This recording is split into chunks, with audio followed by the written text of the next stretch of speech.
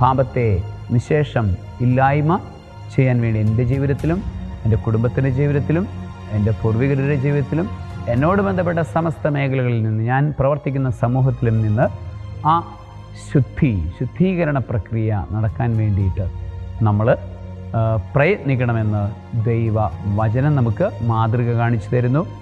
പ്രത്യേകിച്ച് ഈ സങ്കീർത്തനം എഴുതിയ അയാളുടെ തന്നെ പാപത്തെക്കുറിച്ച് പറയുകയാണ്.